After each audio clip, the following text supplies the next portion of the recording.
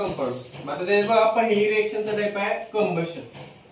आता कंबशन कसं ओळखायचं आहे तर बघा CH3 CH2 CH3 कंबशन म्हणजे आपण काय म्हणतोय ज्वलन. मग ज्याच्यामध्ये ऑक्सिजन कंबाईन होऊन म्हणजे काय ऑक्सिजन मिक्स होऊन काय झालं पाहिजे कार्बनचं कार्बन डायऑक्साईड तयार झालं पाहिजे. आता हे कार्बन कंपाऊंड आहे त्याचं बघा CO2 म्हणजे काय झालं कार्बन डायऑक्साईड तयार झालं. मग जिथं कार्बन डायऑक्साईड तयार होतोय त्याला काय म्हणायचं कंबशन म्हणजे ज्वलन झालं. परत दुसरा टाइप आहे ऑक्सिडेशन. आता तो आयडेंटिफाय कसा करायचा बघा याच्यामध्ये ऑक्सी म्हणजे काय ऑक्सिजन. ज्या रिएक्शन मध्ये प्रोडक्ट साइडला ऑक्सिजन वाढणार आहे म्हणजे इथं ऑक्सिजन एक आपण एक्स्ट्रा दिला तर त्याला काय ऑक्सिजन किंवा ऑक्सिडायझिंग एजंट म्हणतोय. मग हा ऑक्सिजन बघा इथं ऑक्सिजन एक आहे इथं ऑक्सिजन 2 झाला.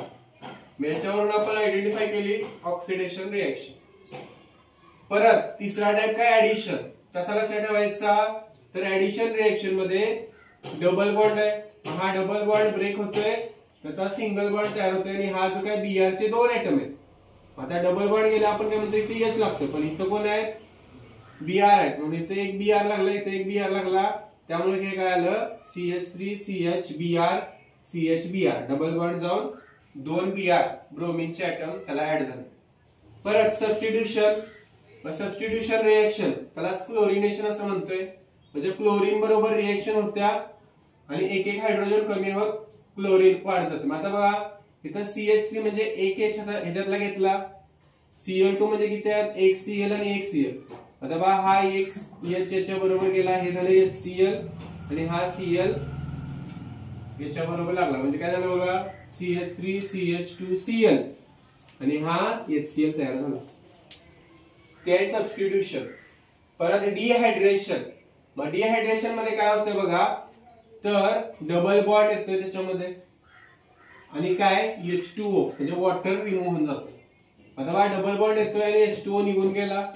ती रिएक्शन कुठल्या असत्या डिहायड्रेशन. परत न्यूट्रलायझेशन. आता हे कसे ओळखायचे बघा कार्बोक्सिलिक ऍसिड किंवा त्याची रिएक्शन कोणाबरोबर झाल्या NaOH सोडियम हायड्रॉक्साइड. मग ज्या रिएक्शन मध्ये सोडियम हायड्रॉक्साइड असतोय रिएक्टंट साइडला आता बघा Na प्लस असतोय आणि OH मायनस असतोय. मग ह्यातला H आहे का नाही ह्या OH बरोबर जातोय आणि हा Na परत इथं H च्या ऐवजी येतोय म्हणजे काय झालं बघा CH3 CH2 COO Na plus OH आणि H म्हणजे काय झालं H2O तयार होते ह्यांचं. हे असं आपल्याला जरी कंप्लीट करायला विचारलं किंवा आयडेंटिफाय करायला विचारलं तरी यायला पाहिजे.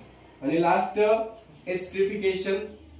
एस्टरिफिकेशन कसं बघाय बघा एस्टर म्हणजे लक्षात ठेवायचं double O C double O काय असते C डबल O. मग ज्या रिएक्शन मध्ये आता बघा इथं COH म्हणजे कार्बोक्सिलिक ऍसिड आहे.